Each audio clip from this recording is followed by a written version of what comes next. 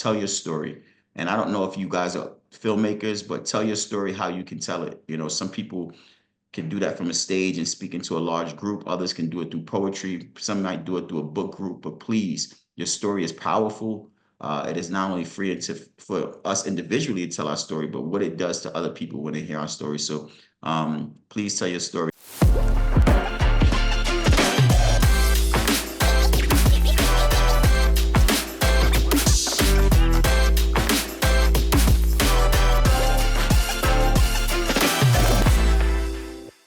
As you all know, or for those of you who may not know, first of all, I'm Donnie Aldine. Welcome to the Destinations Podcast. This is our first live audience podcast. And Cultures is about people who are culturally fluid. You have a foot in two or more cultural worlds.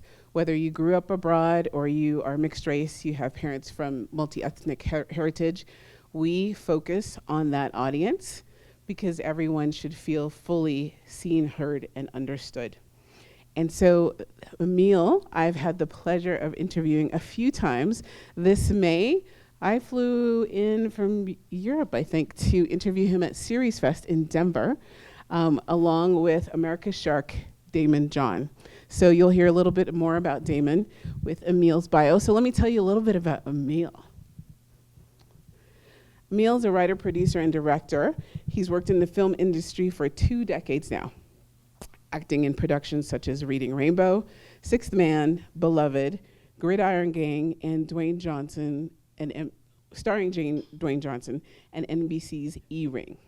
His original series, as you just saw the trailer, Up North, was acquired by Byron Island Entertainment Studios after debuting at Denver's Series Fest, where Emil won Best Actor, Best Director, Best Drama, and Best, or the Audience Award.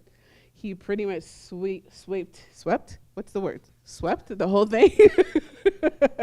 And from there, his career just has taken off. According to Deadline, he's working on projects for Tradition Pictures with Kenan Thompson and developing an original story for Damon John, who is the founder of FUBU as well, and the Negro Baseball League, and an origin story for legendary lyricist Biggie Smalls. So Emil and his production company, which is Unleashing Giants, they have production deals with Blumhouse Productions, Endeavor Content, Entertainment Studios, I can't speak now, Entertainment Studios, Level Forward, Radar Pictures, and Atmosphere Entertainment. So without further ado, I would love for you to meet Emil Pinnock. So Emil, can you see? You can't see us, right? Or can you? No, I can't see. I can't see you guys. No. All right. So we'll see. You can see John. There's John. Hello, John. Yeah, I can see John right now. Tell us a little bit about your journey to create Up North. Well, thank you guys for having me as well, and I just want to apologize on behalf of not only myself but my 2 partners, Malcolm Spellman and Jimmy Chris. We were excited to come, and we're on the phone with Donnie yesterday morning. She is absolutely right. I think that the news had us a little bit more scared than like what you guys were on the ground as far as traveling. But there were several flights that were canceled, and just a lot of pictures of like the weather in the cities that are surrounding you guys that maybe had 15 feet of snow, inches of snow, and there was a lot of conversation on whether or not we should travel or not. So I just want to apologize. We would have loved to have been there. Colorado's been very good to me, as Donnie said, since the beginning of my career. So I'm always happy to come in, and I'm hope to see you guys at another event sometime soon. So apologies. As far as Up North, it's a bit of a long story because, as Donnie explained, I was a child actor who came up in the industry. I got my first break in Reading Rainbow, where I was co-hosting with LeVar Burton, a popular television show when I was a child. And so that was a really good experience. And then I did some off-Broadway work. And then I guess what they say is like your biggest break, which I think everybody has multiple biggest breaks at different levels of their career. But like that entry biggest break was when Oprah Winfrey hired me to play her son in the film Beloved. Jonathan Demme was directing that film. He had just won an Oscar for Silence of the Lambs. The book Beloved was well received and a bestseller. You know, Oprah Winfrey. You know, everyone knows her status at the time, so it had all the right pieces. And to be hired to not only be in that film, but to play a special role of her son was like really good for me. And so that really kind of busted me into the industry, and I just started doing a ton of other things that you've already read off. Unfortunately, the journey of Up North begins kind of where that story ends, where I was arrested on my 19th birthday, coming from a party. Me and my friends were celebrating. I was like, wow, I'm 19 years old. You know, if anybody can remember turning 19 and how special that moment is, we had a really good party, and we were driving home from the party, and we were stopped by two police officers. We didn't think much of it. They immediately asked everyone for ID, which was interesting because the driver should be the only one who has ID, but they were looking for warrants, they were looking for problems, but we stayed calm. They even took us outside of our car, even though the driver had ID, we had no warrants, and they searched us. Let us go, nothing in the car. About 15 to 20 minutes later, my boy who's sitting next to me realizes that we're still being followed by the same car. And now we're like in a really isolated area of the city, where there aren't many people. It's very dark. And so we got really scared. And then a few minutes later, the sirens go back off because we're like, why would they just be following us? And now they got us in this really dark area. We're no longer on the main street. And so my instincts immediately told me, don't stop until we get to a main street, because like if we don't want to be stuck here in the dark with these officers. So if their sirens have to be on for a minute or two, like so be it. And so we just continued, even though their sirens were on, until we got to a place, but they end up cutting us off, drawing guns, taking us out the car, and immediately put us in handcuffs. When we was in handcuffs, I remember thinking to my friend, like, oh, what is the charge for like not pulling over, like within the first 60 seconds of an officer putting on their sirens? Because we thought that that could be the worst that we were going to be charged with. It wasn't until 3 hours into the precinct that we realized we were being charged with the possession of two firearms, guns that we did not have, and guns that the police said that we did not have the first time by letting us go when they searched the car and searched us. So by their own admission, the first time they would say that those guns weren't in the car and we had not stopped. We didn't make any extra stop. They just were following us from the first stop. We were sent to Queens Detention Center and Rikers Island, where we were then held until our case was going to be heard. Another big portion of that is that we were given very high bills. So kids coming from Harlem and Queens, you know, it's very difficult to bill out. And so nobody on my case actually billed out of it. I'll skip the portion of like how the system affected us, but I mean, I guess you guys can only assume. It was my first time ever being arrested, and many of my friends as well. It was six of us in total. You go into a place that you know is very violent, not only from the inmates but from the guards. You have to defend yourself. You have to be forced to become either predator or prey, and so it changes you. It changes your mentality on how you view people. It's interesting because I know people don't think of Hunger Games as something that represents the community that we come from. But like for me and my friends, when we saw Hunger Games, like we immediately started crying because we was like, this is what they've been doing to us our whole life. I guess now that you put a different culture inside of it and people can have some type of different sympathy, but this is what they've been doing to us. They put us in the projects or put us in the prison and say whoever makes it out wins. And that's pretty much what Rikers Island and Queens Ascension Center was for us. And so I'm thankful to have made it out alive, really. Aside of that, we went to the jury, and because we were given some information about how to fight our case, we decided not to cop out and agree because we had thought very long and hard about just saying that we did it so that we could get a less sentence. Because what we didn't want was like six African American kids to show up against two white officers on word of mouth, you know. Whether how you feel about race or police, like that's just not that's not in our favor, you know, to say the least. So usually what you see is young African Americans and Latinos say, hey, look, what's the best deal you can give us? Because once they have you in that position, it's not about whether or not you're guilty or innocent. It's about what you can prove. And when it's word of mouth, then it doesn't matter. So we tried to do that. They wouldn't give us a deal. So we ended up going to the jury, and we were acquitted um, of all the charges. All six of us were free from those charges. We had to agree that we wouldn't, pursue the police officers. So they got a slap on the wrist and probably um, did it to somebody else the next day or whatever they did to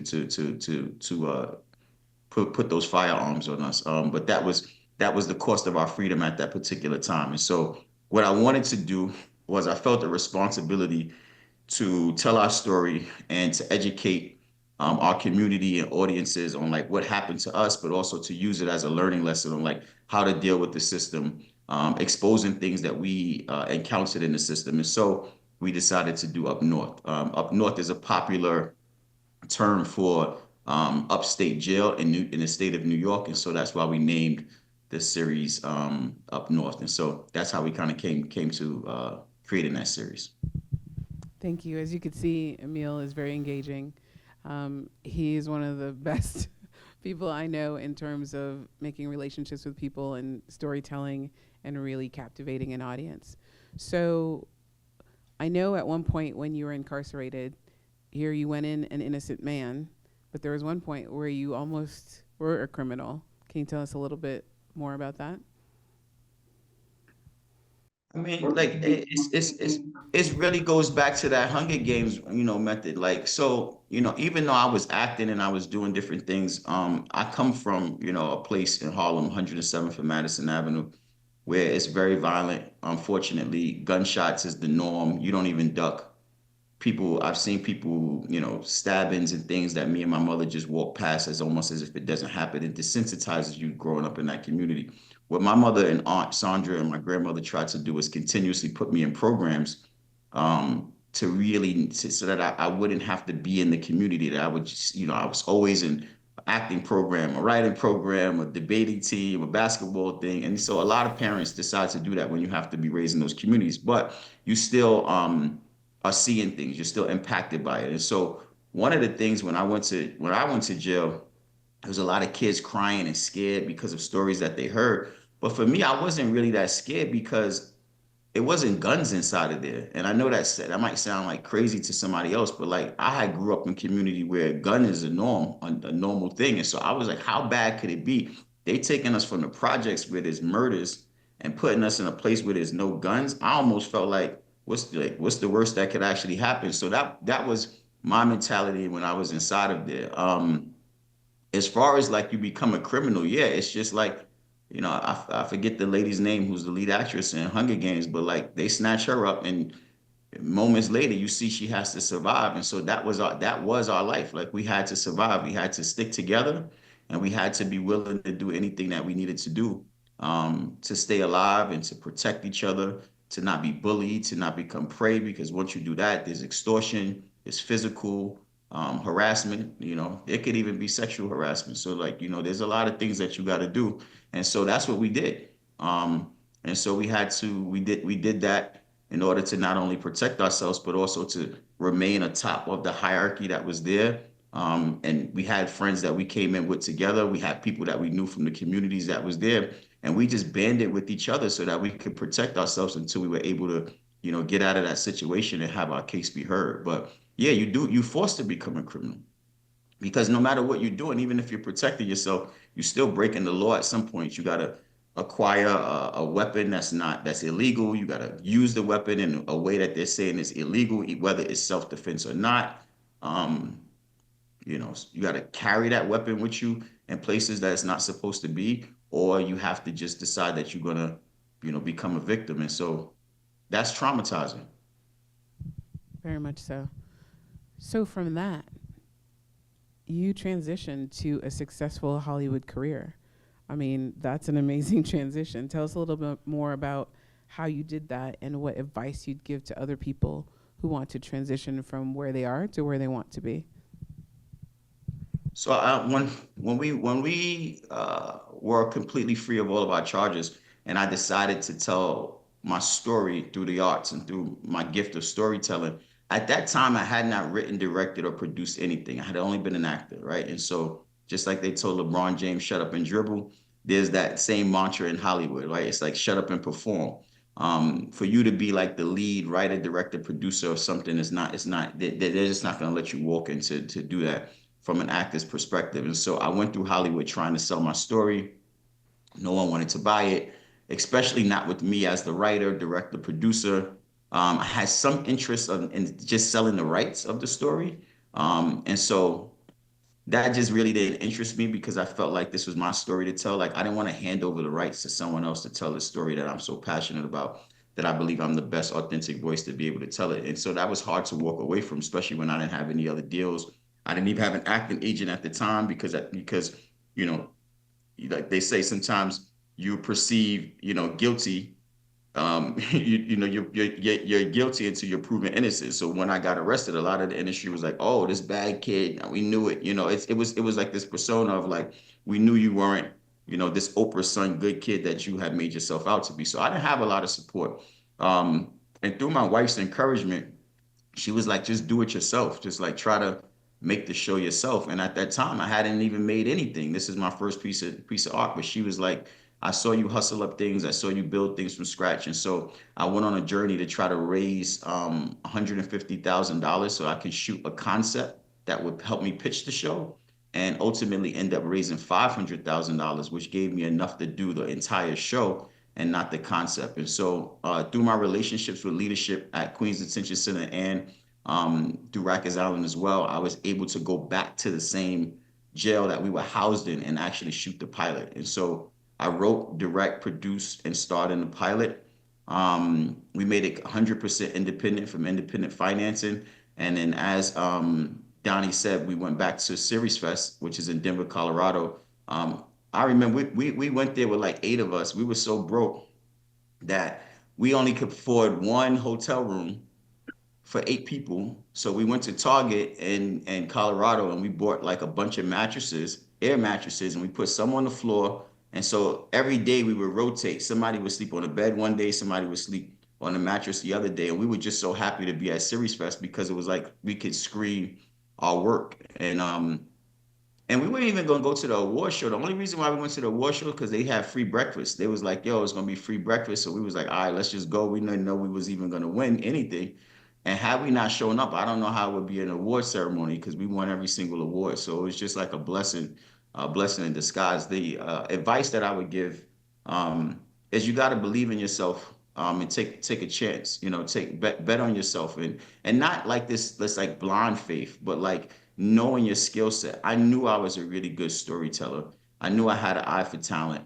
I knew that I possessed that from not only the stories that I had written, but the education I had received outside of the classroom. Because a lot of times people were saying, "Well, you didn't graduate from USC or you didn't go to this particular school," but it didn't mean that I wasn't educated in storytelling. I just learned from a non-traditional perspective. And so sometimes in different sectors they don't value that, but I did value that, and I knew what I possessed. And so believing in yourself and having faith in your craft and the faith in your level of education, and not just being so willing to just give it to other people to control your vision, but knowing that you have an authentic voice and that your voice needs to be heard. I couldn't imagine anyone else telling that story. And so I'm glad that I wouldn't. It was difficult. It's always difficult when you go the route of independence, but the reward is way greater. I mean, well, first of all, I don't know if you know that's how Airbnb started. They rented out their apartment in San Francisco with air mattresses on the floor. So you had an idea there. But also, I mean, tell the audience about the day you got that $500 and how that happened, that funding. I mean, I think that's an amazing story. Yeah, it's so. And that's another thing I guess I would say, like I always tell people, you gotta, you never know who you're talking to, and you can't underestimate anyone because you never know who that person is, and you never know who they have connections to. And so there was a young girl, her early 20s, who worked at a company I was doing business with, a production company, and she heard me speaking to her boss about this story from multiple different conversations that we had. And though this deal never went through with that production company, I met this young lady named Alicia, and she said, "Hey, look, I'm not in the industry. I don't have any money. I don't have anything, but I have a family friend, my best friend, her father, he invests in a bunch of businesses. He doesn't really do a ton of film and is not really entertainment. That's not where he gained his wealth from, but maybe he would hear your story. I feel compelled to at least introduce you to him." And so I was like, all right, cool, excited. Now this young girl is like almost an intern or, an assistant at this place. I was like, is this really real? But she seemed very passionate about it, and I was thankful that she took interest in our project. And so she said she was going to connect me with her friend's father, Louis Areola. And so I traded calls with him for almost 3 weeks. Could never really reach up with him. He's always out of town. And then one day he calls me. He's like, "Yo, if you can meet me here, I have a few hours before I take my next flight out." And so I remember, to Corona, California to go meet with him. And told him my story. I told him everything that I just told you guys. I told him what I wanted to do, the storylines that I wanted to address about this young man who was my lead character, who was basically like created after my real life story, who goes into the system and how that actually changes him inside of it. And when he comes back, how he's such a different person. And not only did I want to do it from entertainment, but from a place of education so that people could see what the system is doing. And so then feel compelled to be a part of that change. That's really what I wanted. And so I explained all of this to him. I laid everything out, the characters, and he just was like, "Man, you pitched this great. You seem like an amazing young man, but I have to think about this because I don't know if I really want to get into the television business," because he wasn't in it. And then when he said that, I was about to leave, and something just told me, like, if I leave here, like, this is probably like my last opportunity to get the money because I was unsuccessfully trying to raise it for some time. And he just seemed like the right person. And so went back to him and I said, "Well, look, I would rather not wait to hear from you. Like, what else do you need to know? But I would like to know now, even if it was no. But I want to answer every question that you have." And then I just was like passionately telling him why I was pressing on him to make a decision now. And I don't know, like, what happened or what he was thinking about, like, at the moment, but he was just staring me in my eyes. And then he was like, "This really matters to you." And I said, "It does." And my eyes almost like filled up with like tears. And he just said, "You know what? I'm going to do it."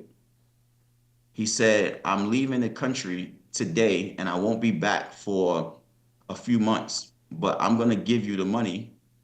How much money were you trying to raise?" And I told him, like, a certain amount. And he committed to giving me more. He was basically said, like, "You're gonna need more. You're underestimating like how costly and how this is gonna go." And so he decided, he was gonna send me the money. And I'm like, "Are you serious?" And he's like, "I don't have time to have lawyers involved, and I don't have time to do this, but can I trust you to actually go make this project?" And I'm like, of course, like, this is my baby, this is my life."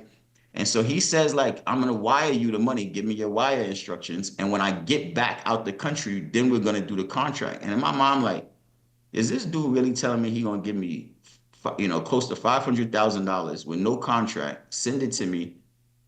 This, like, I can't believe it, but I mean, that's all I had, so I had to believe it. So I shook his hand, gave him the information, and I remember just calling my wife. I'm like, "Yo, this is crazy. Could you believe this is like a possibility?" So all my friends was like, "Yo, there's no way that's happening, bro. He just telling you that to get you out the house, like, all the different things that we were thinking."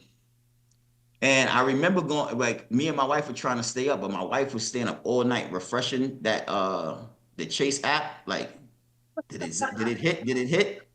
And we fell asleep like 2 o'clock in the morning and nothing came through after midnight. So it was that. And I just remember that day, like, it was like, you ever had those days you can remember how it smelled, how it felt? I remember the sheets. I remember everything about my house that day. And my wife woke me up and she had the phone in my face. She was like, "Can you believe it? The money is there." And so that's how we began our whole process. I mean, just amazing. Yeah. So thank you to Louis Areola and Alicia J. Winnett, because without them, that project would have never been made. I'm forever indebted to them and very grateful for their belief in me, for sure. Well, that was a big start to you on this road. And I mean, it was similar when you met Damon John. I mean, you rolled up deep into a restaurant Tell us a little bit about that, and tell us while you're telling the story why you did that and how that other people can relate, because you conveyed in this particular story about the getting the cash how important it was to you, what made the gentleman change his mind. You rolled up on Damon. What made you think that that was going to work out? Tell us about that. So when I won Series Fest, the blessing that came is that like there were like a ton of different deals that were offered to me. The first of which I signed a blind script deal with Blumhouse, which is one of the major independent studios here in Hollywood, who has their deal with Universal. If you saw a scary movie in the past 20 years, trust me, you've seen the Blumhouse movie. They're probably responsible for like over 85% of anything in horror films. And so that came from relationships from Series Fest, and a ton of other deals also came. I got a lot of different press. I was my first magazine that I was featured in was actually Coaches Magazine. So thank you, Donnie. A ton of other On the write-ups, cover, on Hollywood the Reporter, cover. Deadline. And so a lot of things were happening. We were meeting with a lot of different agents. A lot of people were kind of surprised at like why I even decided to do this independently, how I even knew how to create a pitch deck or how to put the pitch together to go after investors. Because when I met with Lewis, though I tell you guys I didn't have experience, I was very prepared. I had a whole pitch deck, a presentation. I had put together a very well, verbal pitch that included walking him through the community. I knew the clothes that were going to be in the series. So a lot of people were really impressed with the presentation, to say the least.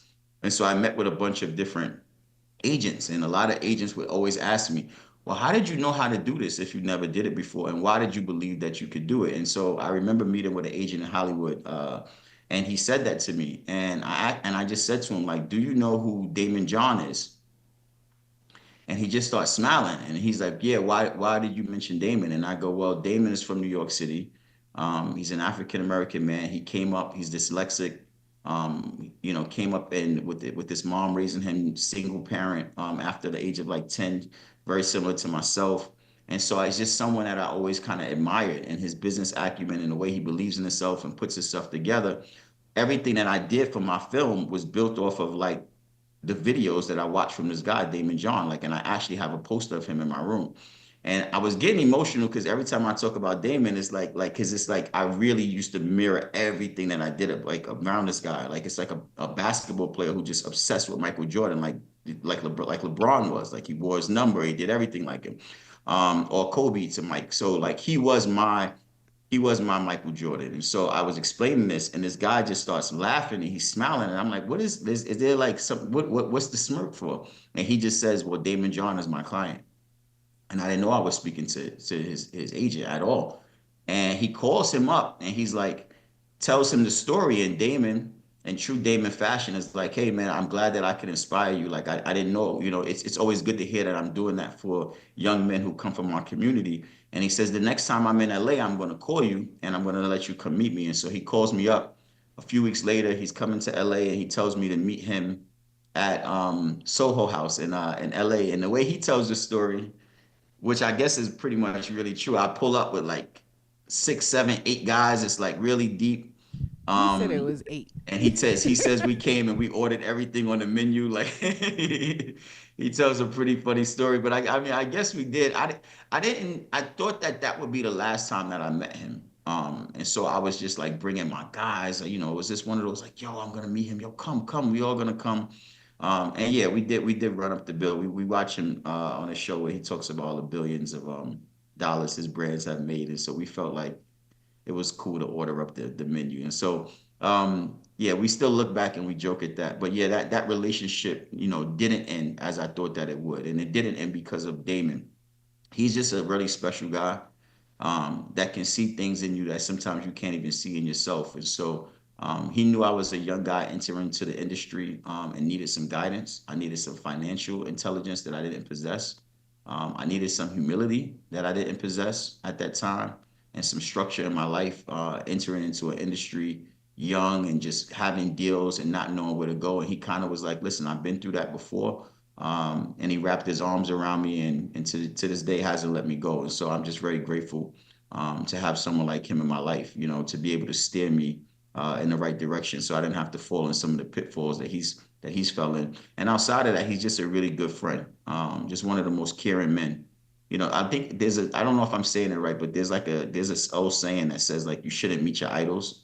And I don't know if it's, you know, but I think you guys know what I'm referencing. And so, and obviously that's because they say when you meet them, they won't be your idols anymore, right? You learn all these things about them that you're like not impressed with. And I think that couldn't be the opposite. It couldn't be more the opposite with Damon. Like if you have any level of respect for him, you spend a day with him, and Donnie, you have, you will be more impressed with him. There's nothing that's out in the world on YouTube or videos or things that could even express how great of a man he is. And so I'm just very blessed to have him in my life.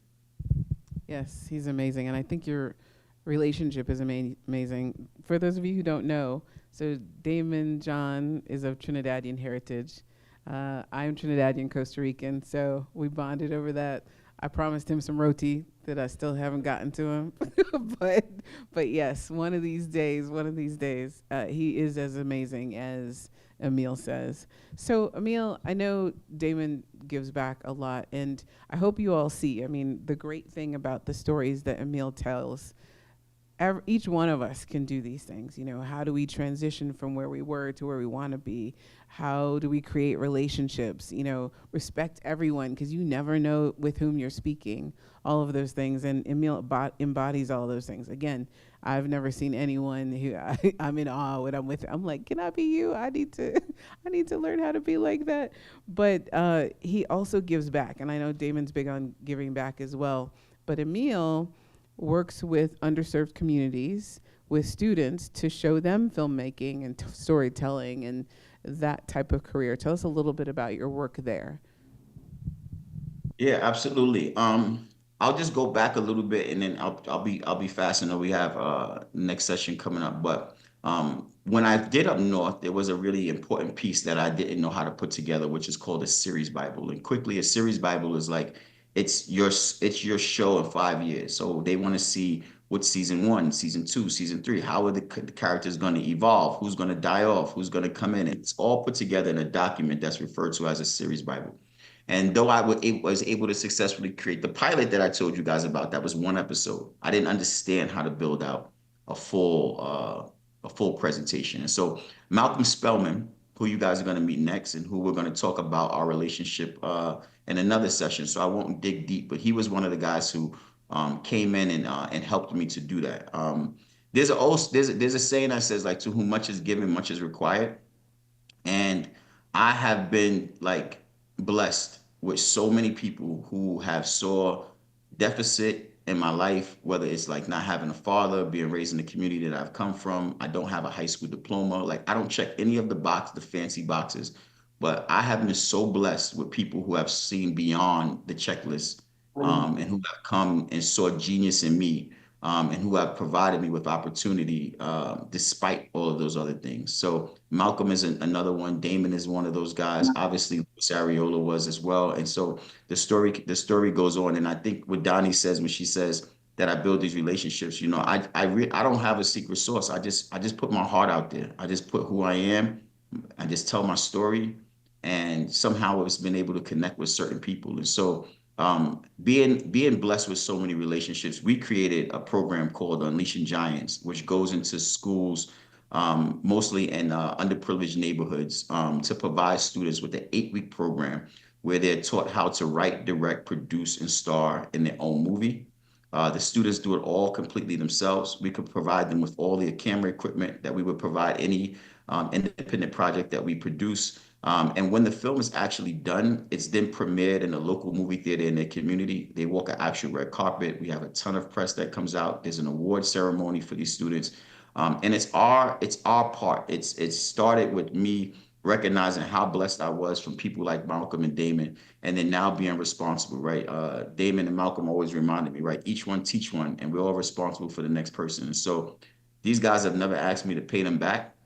financially. They've never asked me to like, hey, do this because I did that for you. The only thing that they asked me to do is that I continue to move the needle. I take the relationships in the way that I've been treated, and that I can afford that to the person behind me. And so one of the major ways that we take responsibility to do that is through our Unleashing Giants program. We've now produced over 70 different films in various different communities, going from California. We are in several different school districts throughout Los Angeles. We've done it in New York City, Atlanta, and still are expanding. And so if there's anything that I've done that I'm most proud about is the work that we have done through Unleashing Giants. And so we define unleashing as to set free or to go at will, and a giant is someone who's of unusual size of strength.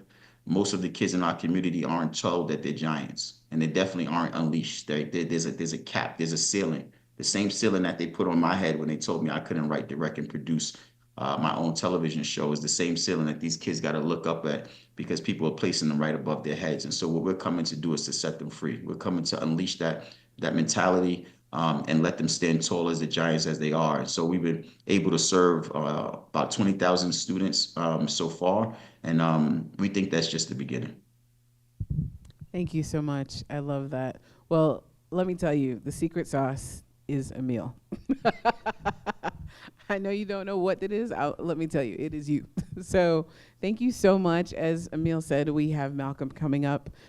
Before I close us out, is there anything that you would like to share with the audience? Any advice that you would like to have to give to someone who either wants to break into filmmaking or wants to make a difference in their lives or the lives of the people around them and their community? Yeah, as it pertains to filmmaking, man, I just want to encourage people to tell their story. I can tell you the impact that I've made with Up North, just a single pilot, for sharing my story. And you know your story, and you know that piece of your life that someone else needs to hear. And I've saved lives through telling my story. I've helped people with sentences. I've encouraged so many different people. And my biggest thing is like, I could have sat there and not did this. And so thank God I had my wife to encourage me to do that. And so I just want to do that for everyone today. You know, tell your story. And I don't know if you guys are filmmakers, but tell your story how you can tell it. You know, some people can do that from a stage and speak into a large group. Others can do it through poetry. Some might do it through a book group. But please, your story is powerful. It is not only free for us individually to tell our story, but what it does to other people when they hear our story. So please tell your story, and then continue to unleash giants. You know, like, you know, if I could say anything, you know, just one person, each one teach one. There's one person that you can unleash and help them to get to the biggest giant position in their life. And so take that seriously, because we need that. And thank you for allowing me to speak to you guys today. Thank you so much. Some love for Emil, please. Well, I look forward to seeing you soon. We'll got to figure out what to do about that cover and the next cover. Absolutely. We'll figure it out. And we'll be speaking with Malcolm in just a few. Thanks, Emil. Okay. Thank you for being a member of our community and for listening to the Destinations podcast. I want to ask you a favor. So many of you love our content, and we want to feel your love as well. So please do us a favor, subscribe. There's so many that listen but don't necessarily subscribe to the channel. Do that, whether it's in audio, wherever you listen to podcasts, or on video on YouTube. Make sure you smash that button, subscribe, and become a member of our community today so you can support the work we do. Thank you.